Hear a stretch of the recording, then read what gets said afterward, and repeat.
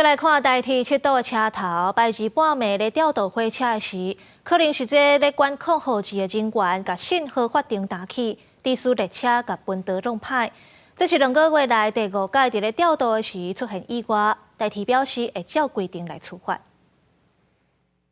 EMU 900型区间车徛伫个机场洞车皮歹去，玻璃出现真大破损。这是去年12月区间车载客结束了后，原定进入花莲机务段，因为吊车人员无按照标准流程造成伤亡，台铁事后追究责任。不过，这个月18暗时7堵吊车场又因为作业疏失，造成转铁器受到损害。在检查车辆这方面，就是需要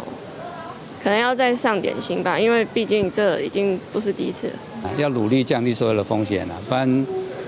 这个行的交通，大家都这么多人在做，都依规定通报，这没问题。因为昨天晚上刚发生嘛，所以这部分好，我们还进一步再了解。这摆发生在7堵吊车场内底，车辆无烧弄受损，也无人受伤，无影响运行。内部员工讲，敢若是号志员发唔到信号，造成用来互岔道转变方向的转铁器无正确开开，列车才甲转铁器开歹去。台铁讲相关守护人员的依照规定严厉顶处。在吊车人员这个上面的流动率其实蛮高的，那就算有 SOP 也会发生说，那我到每个吊车厂，可能因为我的编组，可能因为程序它的这个作业的环境不同，所以我新过去的人也需要花一些时间。产业工会分析，吊车人员因为困不正当，佫无危险的加急，近几年一直流失，加上人才养成需要半年以上，流动率真悬，恐惊直接影响作业的熟练。去年年底就发生一天2层的吊车烧弄事件，今年1月7堵吊车场内底电力机车排练甲8个转铁器底歹去。2月是伫潮州基地发生吊车机车连挂自强号时烧弄